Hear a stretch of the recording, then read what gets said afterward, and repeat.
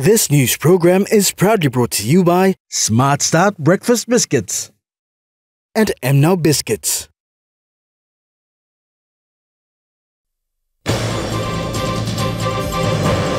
One casualty and several injured following landslide in Southern Highlands.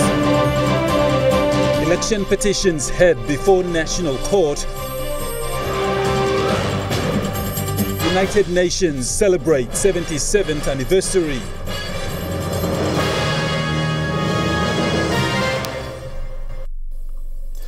Good evening. This is National EMTV News. I'm Godwin Eki. Thank you for joining us. A major landslide has blocked the Hirilai Road to Enga and Hela provinces via Southern Highlands on Sunday. The incident happened at Palmanda Quarry, Upper Mendi, leaving a girl dead with buildings and machines buried. According to witnesses on ground, trade stores along the roadside near Mendi River Bridge also got buried. A girl has been confirmed missing and is said to be buried under the heaps of limestone. It was said that the top part of the quarry broke loose, sending a mountain of rocks down. Some machines, including excavators and a crusher, was also said to be buried. A lot of people have also been seriously injured. Meanwhile, passengers are walking across and getting on exchange vehicles. Vehicles cannot pass through at this time, as assessment is being done for clearance to commence soon. Cynthia Maku, National EMTV News. The election petition for the Mosby Northeast electorate was heard before the National Court this morning. Election petition number 88 of 2022, that is Peter Dominic, against sitting MP John Cowper and the Electoral Commission of PNG. Another case heard today was EP 90 of 2022, Diane Unagi, likewise challenging Cowper and the Electoral Commission of PNG. These two election petitions were heard today before Justice Joseph Yagi at the National Courthouse in Port Moresby. Present to witness their election petitions case were the candidates of the Mosby Northeast 2022 National General Elections. Female candidate who was the second runner-up, Diane Unagi Koyam, and another candidate, Peter Dominic, and the sitting MP, John Cowper. The election petition for Peter Dominic challenging John Cowper and the Electoral Commission was before the court, with the absence of the lawyer representing Dominic. Dominic appeared for himself and was questioned by Justice Yagi on the absence of the lawyer representing him. Justice Yagi said he was concerned that the matter appears to be not progressive. He further said that he did not seem to see any affidavit of service, which the lawyer has not complied with the directions. Failure to comply, there is power in the court to dismiss this petition. Justice Yagi granted leave for the matter to be adjourned to 7th of November 2022 for further directions hearing. Cost of today's adjournment is to be paid by lawyer under Schedule 3 of the Elections Petitions Rule. Meanwhile, the election petition 90 of 2022 filed by Diane Unagi Koyam was that the matter returns for parties to hand out draft directions orders. However, the parties have not signed the draft, where there are no allegations filed yet. Therefore, as per the court's orders, lawyer representing Koyam was to appear in court for a revised draft, and that is required that all parties are to appear in court later in the afternoon. Grace Papiali, National EMTV News. Two election petitions from the Kagua-Erave Open electorate were heard at the National Court in Port Moresby. This was election petition 45, that is Alfred Mokwae, challenging the sitting MP Maina Pano and the Electoral Commission of PNG. The other election petition is EP 89, the case of former MP for Kagua-Erave Open and Dehest Minister Wesley Ora Raminai, likewise challenging the incumbent MP Maina Pano and the Electoral Commission of PNG. The National Court has given direction of the time and place for the trial petition for the case of Alfred Mokae and Maino Pano and the Electoral Commission of PNG. Justice Joseph Yagi said the location would be in Mount Hagen and on the 9th of December 2022. The issue before the court was about the returning officer and scrutiny conduct during the election period for the Kagwa Erave Open. The argument upheld by both lawyers representing Mokai and Pano was on the draft directions. This matter returned from 11th October after issue of directions by the same court. The orders were for the matter to be adjourned to today and the respondent to draft directions and shared to other parties on last week Monday, the 17th of this month. Meanwhile, another election petition case for the Kagwa Erave electorate was Wesley Raminai against Maino Pano and the Electoral Commission of PNG. Wesley Raminai, former MP for Kagwa Erave, was present in court this morning. The orders made before the court was for the matter to be adjourned for directional hearing.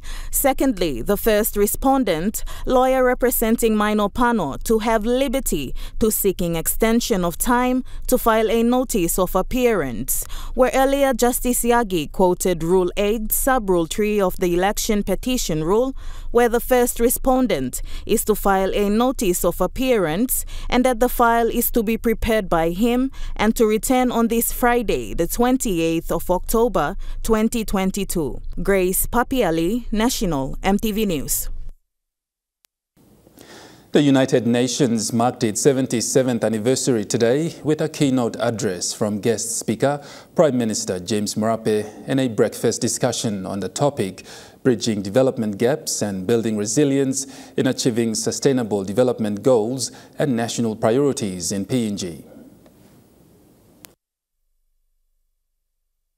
Annually, October 24 marks the anniversary for United Nations Day. It was just after 1945, when the world was ravished, that the UN Charter was set up by 51 countries that came together to promote peace throughout the world post-World War II. From that 51 has emerged 193 member states today that make up the United Nations, of which PNG is a part of. The UN's purpose is maintaining international peace and security, developing friendly relations among nations, and promoting social progress, better living standards and human rights, and more recently, assisting countries reach sustainable development goals. UN Resident Coordinator Ms. Marielle Sander spoke on why today is a day of celebration.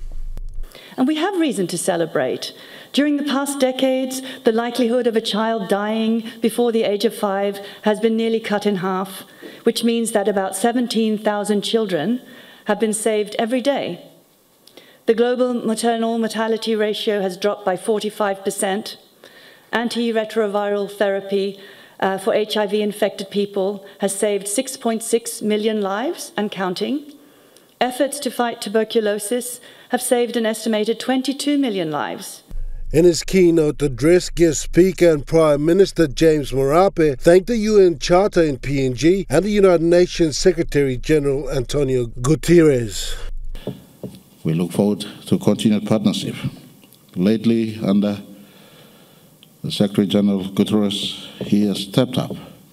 He has really stepped up the call for more action, better action than just words.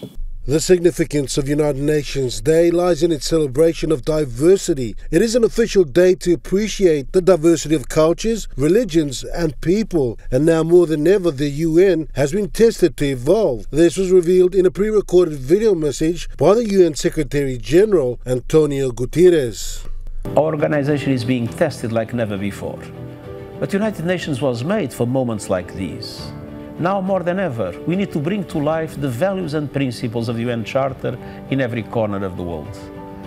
More recently, the United Nations has moved to assisting countries reach sustainable goals, and during the breakfast discussion on the topic bridging development gaps and building resilience in achieving sustainable development goals and national priorities in PNG, UN Resident Coordinator Ms. Marielle Sander, in accepting the Prime Minister's invitation for the United Nations to be part of the Medium-Term Development 4 Plan, had these words: for Mr. Marape. The one thing that we would like to encourage is and to contribute to is to making sure that the medium-term development plan 4, which takes us through the 50 years of independence and towards the 2030, is sustainable and is as inclusive and all-embracing as it possibly can be.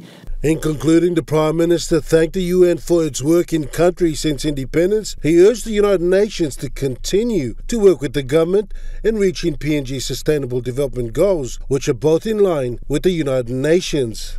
Rocky Iso, National EMTV News. National EMTV News continues after the break. Stay with us.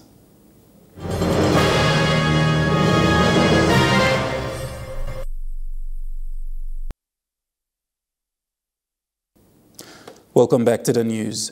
Following the recent waste management workshop in Port Moresby, Director for Total Waste Management Corey Chen said companies dealing with all types of waste, from hazardous waste to general and recyclable waste, need to properly manage waste using correct plans and systems. To prioritize waste management systems in the country for a company that deals with heavy industrial waste, Director Corey Chen says that not only do they look at how to carry out their work in compliance with the rules, but also know the effects they can cause when dealing with wastes. One, to drive awareness and education about international conventions that exist, and particularly a country like Papua New Guinea, where we're heavily industrialised when it comes to the Pacific Islands nations.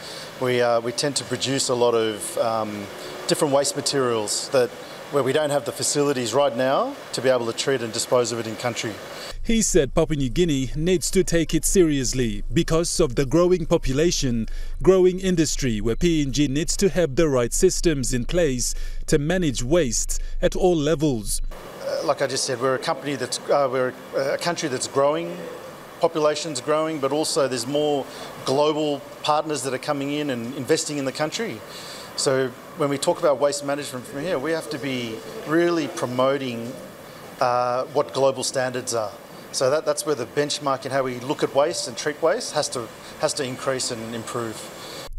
Corey added that PNG needs to have correct facilities that operate to the right standards, the right technologies, having the right team when it comes to capacity, capability, and the role of compliance must also be understood. He further stated that waste management is vital as it can impact communities, organizations, and people at large, particularly when dealing with hazardous waste, let alone general waste and recyclable waste. Japanese experts with over 40 years of experience in advising governments and arranging special economic zones arrived in the country today. Led by Japan Development Institute CEO and Chairman Shoichi Kobayashi, the delegation is on a fact-finding mission on the development of special economic zones in Papua New Guinea. Their visit follows the invitation by Prime Minister James Marape for them to come and help the country formulate a master plan on development of ZES in Papua New Guinea when he was in Japan recently, accompanied by International Trade and Investment Minister Richard Maru. JDI has learned from the success and failures of ZES developments in the last 40 years and is ready to assist PNG. An emergency road upgrade to Porgera in Enga province. This will ensure the road conditions are okay to allow the flow of public transportation and, importantly, the logistics and transportation of mining machineries and materials into Porgera mine. Managing Director of the K-Star Construction, Paul Kurai, acknowledged the Department of Works for ensuring and trusting this essential task to the company to carry out.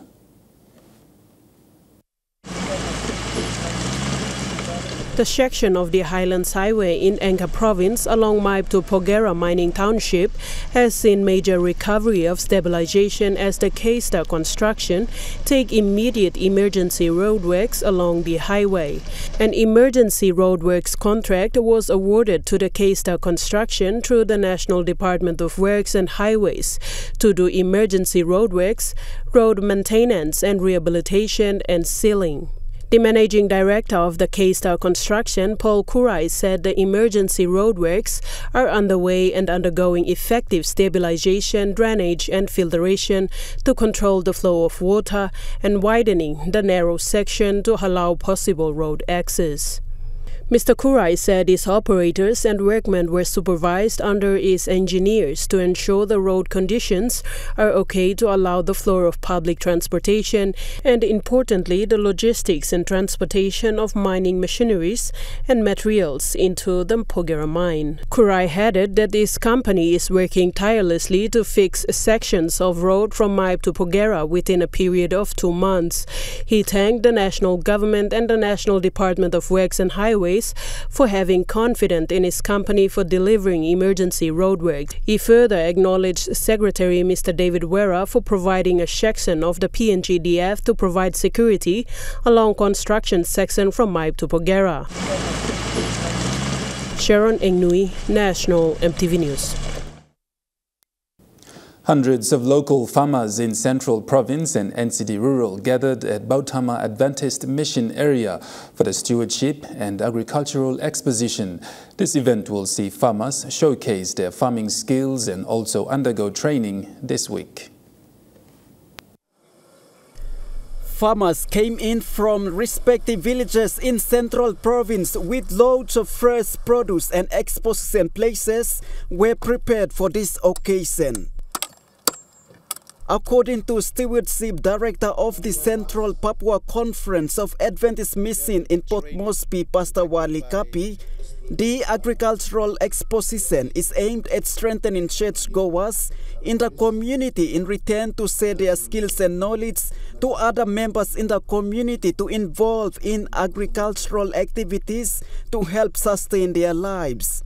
At the end of this training, we would want them to go back and come back with the knowledge of producing the quality, not only the quality they produce, but they produced quantity. And that quantity will be continuity, consistency. They continue to harvest weekly, and so they earn income, not once, twice, every quarter or 3 months, but it's weekly they are earning. He highlighted that churchgoers can also be able to give their tithes and offerings once they have good gardens in their backyards. Areas of tithes and offering, and that is the main objective, to help them have that knowledge of improving the normal way of doing farming and agriculture.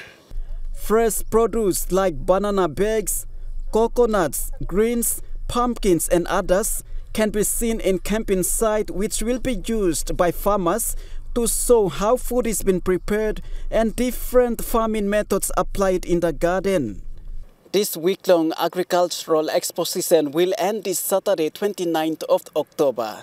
Jim John, National EMTV News. And now looking at the Nest Fund market report, the Kina closed unchanged at $0.2840 US in the interbank market. At Bank South Pacific, your Kina was buying $0.2765 US, $0.4390 Australian dollars, $0.2763 euro, and 41.11 Japanese yen.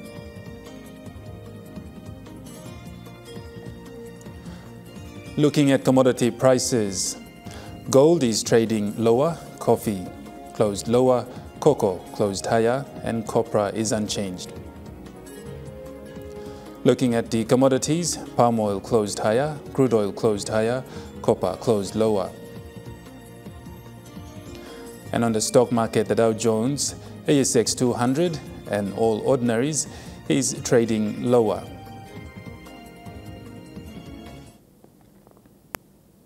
National EMTV News continues after the break. Stay with us.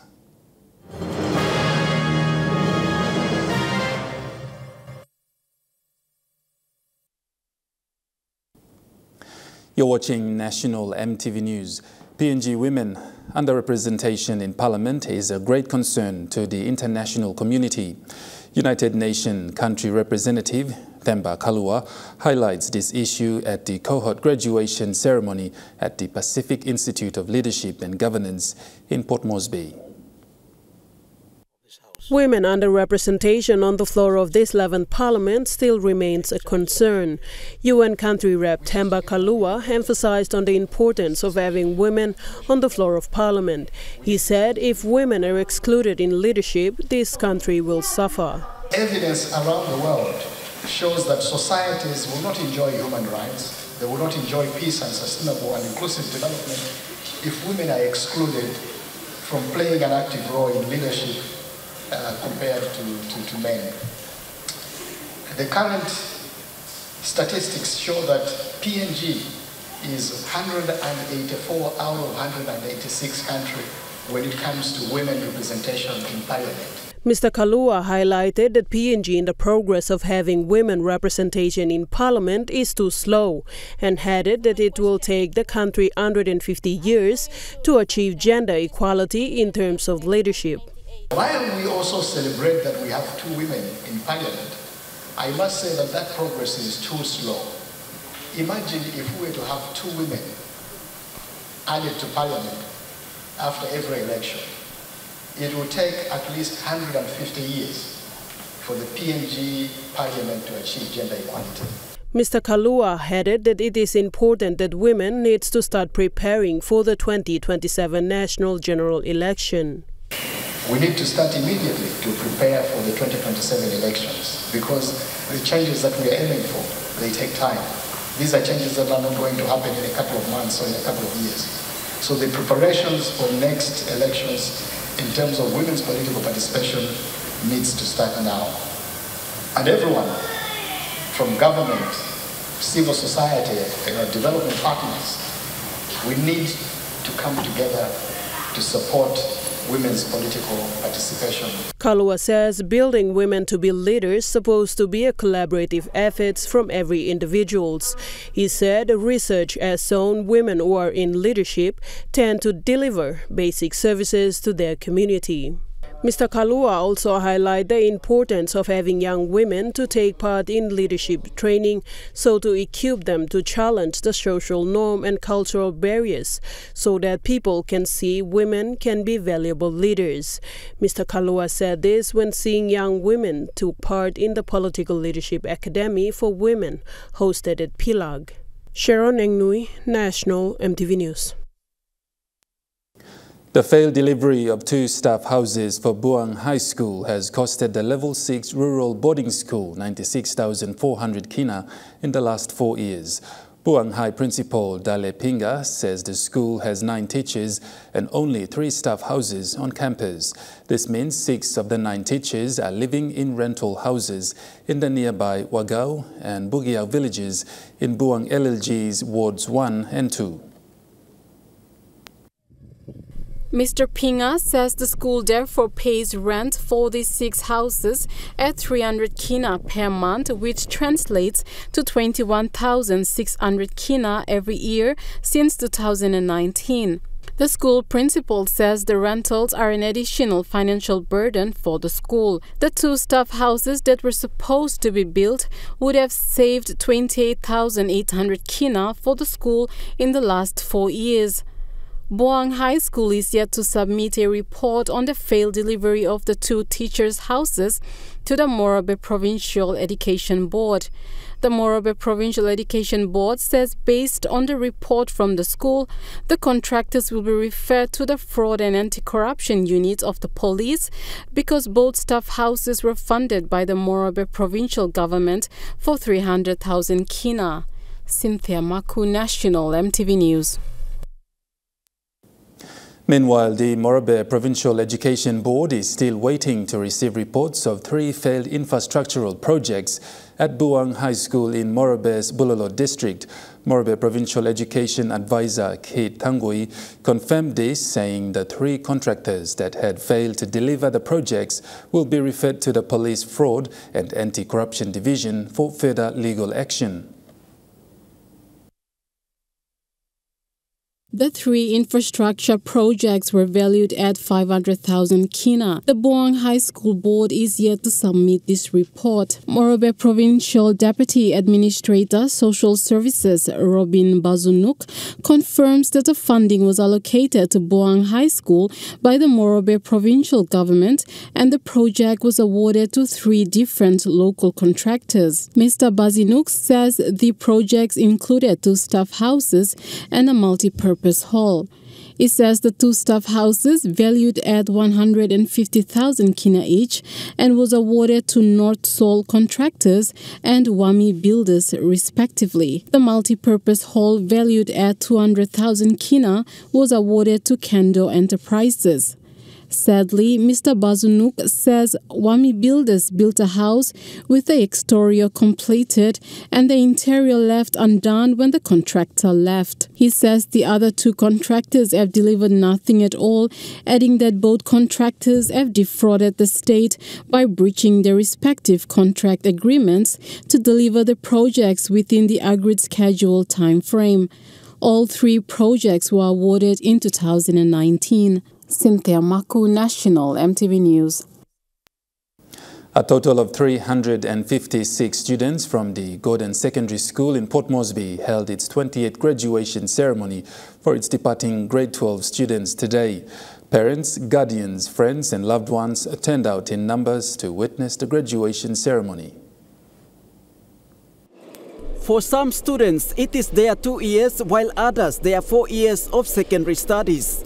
Despite challenges brought on by COVID-19 and real-life struggles like financial constraints, lack of food in homes, among others, the students had done well and are looking forward to continue in the next chapter of their education journey. Speaking at the graduation ceremony, Education Minister Jimmy Uguro encouraged students to develop good attitudes for better future. You must go out there in the world, be productive. You are the ambassadors of this country. But parents, this is our product. We are now offering to the world, to you. Look after our children. Parents and guardians have been encouraged to discipline their children at home in an effort to train and shape children to maintain good values of lives that can contribute meaningfully to nation building. The minister furthermore said, education sector is a key to life and the future of this country lies on the hands of students. Chief Justice Segib Salika, who also attended the ceremony, challenged students and stated, achieving dreams and goals is a lifelong investment and students should always obey their parents to become good leaders in the community and country at large. There has not been any graduation ceremony in last 3 years due to COVID-19. However, the school principal, Mr. George Kenega, thanked all parents, guardians, including teaching staff members for being supportive in educating their children. I extend my congratulations to the parents. You brought them to this world and you didn't leave them alone. You worked with them, you supported us. We at the school, we are foster parents. And you providing parental guidance from home, together we've come this far. It's been a great journey. When I first selected you in grade 9, I got you as small boys and girls. Now I am graduating you young men and women of this. The graduates were all smiles as they participated in this ceremony. In total, 356 grade 12 students have passed out from Gordon Secondary School this academic year, and attainment certificates were issued to graduates for completing their secondary studies. Jim John, National EMTV News. National EMTV News continues after the break with Trukai Sports. Stay with us.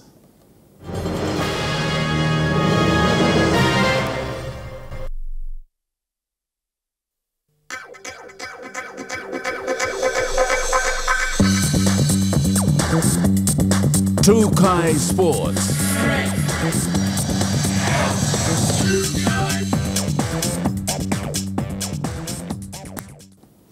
Welcome to Trukai Sports. Round 3 of the Northern Suburban Rugby League kicked off on Friday last weekend and ended today. Tournament manager Felix Atusa said the tournament will continue throughout the festive period and end just before the season proper starts. With over 50 teams competing at this year's Northern Suburban Rugby League at 9 Mile, Bumana, tournament manager Felix Atusa said the tournament has successfully played its round 3 matches, which ended today. Including 64 black teams, which Bumana Police College will give him 2 player oval. Oval 1, oval 2 play using. So we brought top thank you long one of my Bumana Police College long allocating 2 player oval come on me plan. Atusa said the tournament will continue right throughout the festive season.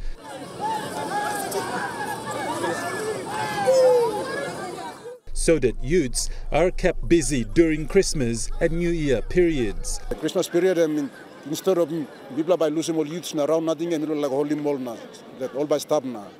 So no good people losing all nothing, all by going make nothing so people just holy mall and keeping all busy. Round 4 of the Northern Suburban League will start this Friday. And Trukai Sports continues after the break. Stay with us.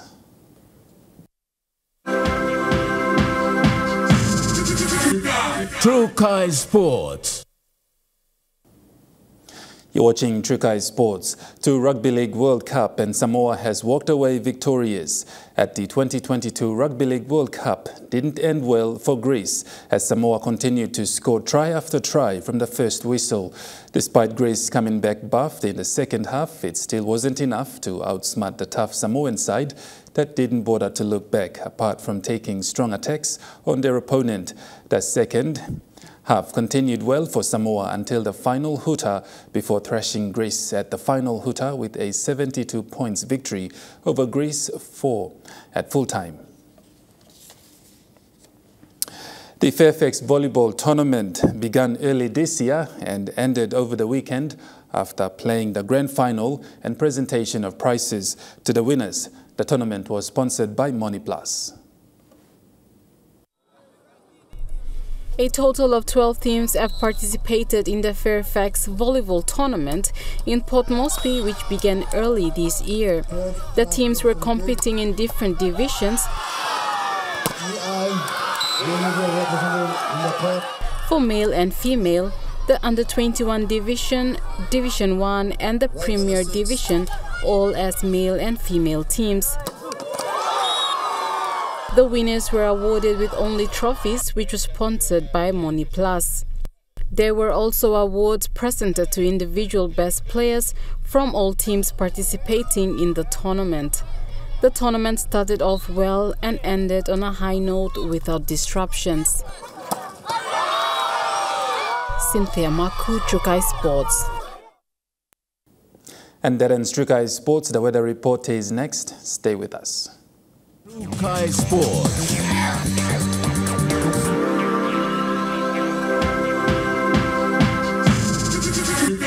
Trukai Sports.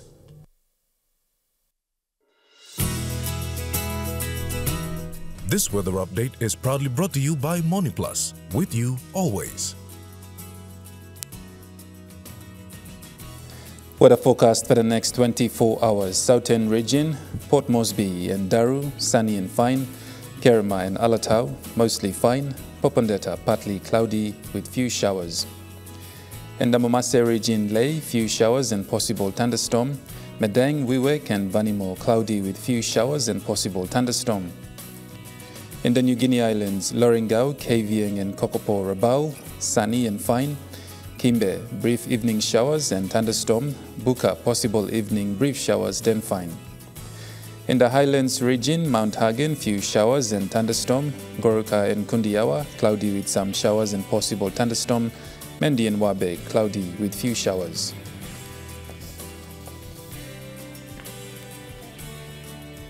Waters of southern PNG Indonesian border through Torres Strait to Daru to Kerema to Yule Island to Hood Point to Samarai Island, seas 0.5 to 1.3 meters.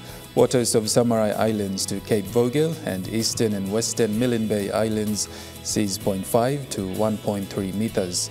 Waters north of Cape Vogel to Ewan Gulf to Finschhafen, seas 0.5 to 1 meter. Waters of Finschhafen through Vitiers Straits to CSC and Long Islands seas 0.5 to 1.3 meters. Waters of Long Island to Medang to Wewak to Vanimo and Northern PNG Indonesian border seas 0.5 to 1 meter. Waters of Manus and its western group of islands seas 0.5 to 1.3 meters.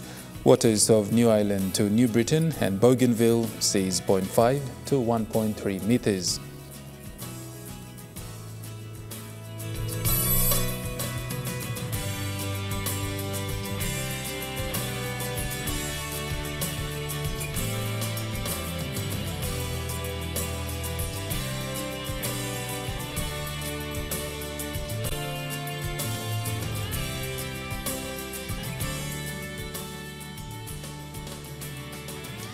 Ocean forecast: Coral seas slight southeast winds of 10 to 15 knots.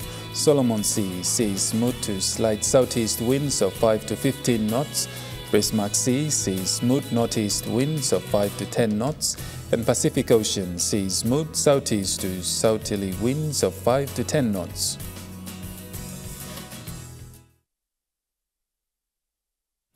The weather update was proudly brought to you by MoneyPlus, with you always. And that wraps up the news, sports and weather for Monday, the 24th of October, 2022. From all of us here, pleasant evening. Bye for now.